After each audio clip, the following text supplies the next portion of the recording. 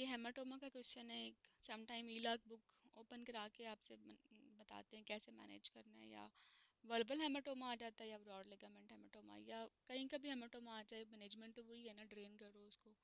बड़ा है तो ड्रेन कर दो, छोटा है तो फिर उसको कंजर्वेटिव मैनेज कर लो। तो ये पेशेंट थी 39 वीक्स पे, 4 आवर्स आफ्टर डिलीवरी आई थी, और एग्जामिनेशन पे आपको 5 सेंटीमीटर की स्वेलिंग मिली है और एवरीथिंग इज़ गुड।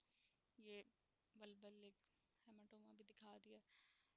तो क्या डायग्नोसिस है आपका? ठीक है। What is your diagnosis, what are predisposing conditions, how will you manage. जो ऊपर वाला हेमाटोमा है ना, ये ब्रॉड लिगामेंट हेमाटोमा है ना। ये सारा इस ट्यूब के नीचे ब्रॉड लिगामेंट है ना। ठीक है। अगर ये ऐसी पिक्चर पिक्चर आए तो ब्रॉड लिगामेंट हेमाटोमा, ऐसी पिक्चर आए तो वल्बल हेमाटोमा। लोकल एग्जामिनेशन दें और उस पर वल्बा पे स्वेलिंग है तो वल्बल हो जाएगा। ठीक है। तो वल्बल हेमाटोमा है तो first I will evaluate the patient completely, check her blood profile, send fresh blood for complete blood count, cross match two wide bore cannulas, cross match blood, and फिर उसको कैनुला पास कर दिया, कंसेंट ले ली, shift करा दिया, clean कर लिया, anaesthesia भी हो गया। फिर आपने मैक्सिमम बल्जिंग पॉइंट जो था हेमाटोमा का, वाइन सीएन दे दिया। अब 5 सेंटीमीटर का जो होता है ना, वो बड़ा होता है, वो आपने ड्रेन करना होता है। ठीक है। आप याद करें, तीन तीन 3 to 4 जो है ना, कट ऑफ है हेमाटोमा की कंजर्वेटिव मैनेजमेंट के लिए। तो सेफ साइड पे, if it is more than 3 centimetre, its and is expanding, is better to drain it. 3 centimetre से छोटे वाले आप एंटीबायोटिक दे के मैनेज भी कर सकते हैं। ठीक है। तो आपने इसको एनसीएन दिया, हेमाटोमा से सारा क्लॉट निकाले, वॉश किया नॉर्मल सलाइन से, ब्लीडर पॉइंट सारे देखे, वहाँ आपने ड्रेन डाल दी और लेयर में स्टिच कर दिया। ठीक है। फिर उसके मॉनिटरिंग कर लें वाइटल्स के लिए, एंटीबायोटिक्स दे दें।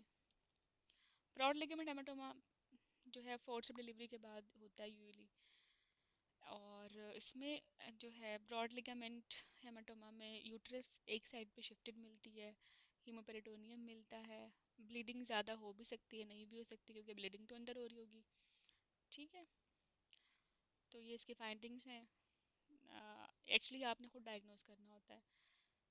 ये एक सिनेरियो है कि patient underwent force of delivery और उसके बाद वो स्टिच भी हो गई, और 2 घंटे के बाद आप आई हैं तो पल्स इतनी रैपिड हुई हुई है, एग्जामिनेशन पे यूट्रस लेफ्ट साइड पे शिफ्टेड है। ये जो पैथोगनोमिक पॉइंट है ब्रॉड लिगामेंट हेमाटोमा का, क्यों शिफ्ट हुई है, कोई मैस है ना जो शिफ्ट कर रहा है। वो इनसाइड एब्डोमेन है तो ब्रॉड लिगामेंट हो गया ना, सुप्रालिबेटर हेमाटोमा भी कहते हैं। ठीक है।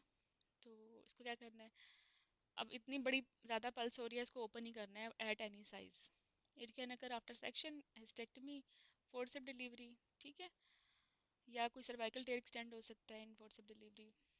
बाकी आपने पेशेंट को जो है जल्दी जल्दी क्रॉस मैच करा लें, ब्लड इन्वेस्टिगेशन भेज दें उसको, एमरजेंसी लेप्रोटमी के लिए थिएटर शिफ्ट करें, और एक्सटेंशन लेयर्स में एब्डोमेन को ओपन करें, हेमोपेरिटोनियम देखें, रेट्रोपेरिटोनियल स्पेस की एक्सटेंशन देखें, ब्लड लिगामेंट लाइफ थ्रेटनिंग होता है।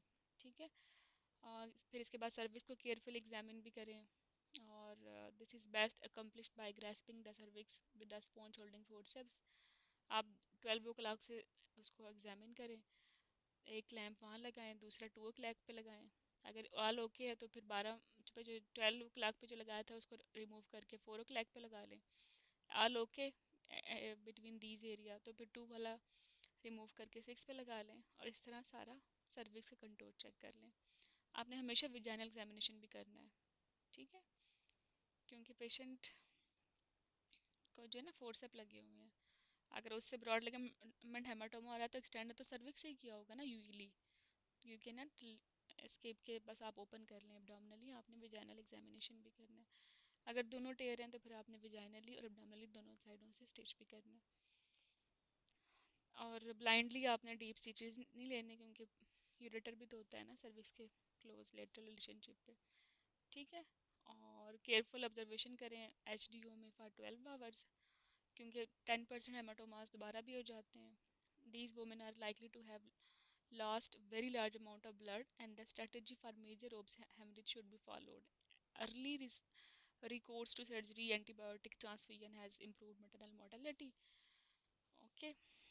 तो फिर इसके साथ ही ये स्टेशन है सेलेक्टिव डीवास्कुलराइजेशन का। इसमें क्या करना होता है, यूट्राइन आर्टरी, यूट्रोविजाइनल आर्टरीज या वैसा लाइगेशन, इंटरनल आइलियक, इनकी जो है आपने लाइगेशन करनी होती है, स्टेप वाइज डीवास्कुलराइजेशन। ठीक है, यूट्राइन, ओवेरियन और बेसिकली इंटरनल आइलियक, और जो यूट्राइन की बाकी असेंडिंग ब्रांचेस हैं, विजाइनल ब्रांचेस हैं, उन सबको आपने लाइगेट करना होता है।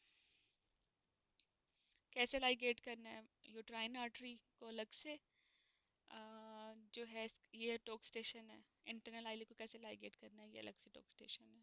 ठीक है, एम्बोलाइजेशन कैसे करनी है ये अलग से टोक स्टेशन है। स्किल्स में वी विल डू इट, बल्कि ये क्या स्किल में करना, I will share very good quality videos for this. फिर HSG है एक सिनेरियो, इसको भी देख लेते हैं बाद में।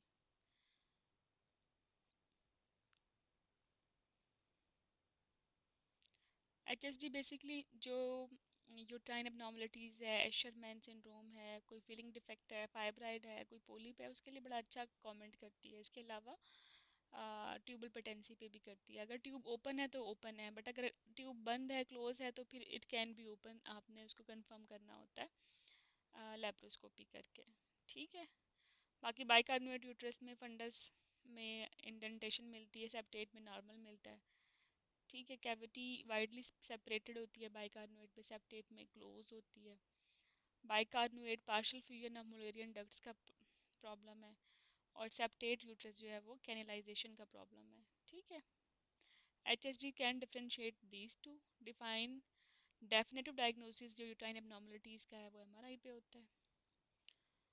ओके, तो ये क्वेश्चन क्या था, नली पैरस आई थी और वर्कअप पे आई थी, ये HSG हुआ हुआ है वो बताना है, इन्वेस्टिगेशन कैसे करनी है ये बता दें, और डिफरेंट इसके कंपैरिजन है फाइंडिंग्स के। ठीक है, ये HSG है, ये बाइकार्बोनेट यूट्रस है, और सेप्टेट यूट्रस इसका कंपैरिजन है। इसकी कॉम्प्लिकेशन में मिसकैरेज, इनफर्टिलिटी, डिस्प्रूनिया, डिसमेनोरिया, ये सब चीज़ें हैं।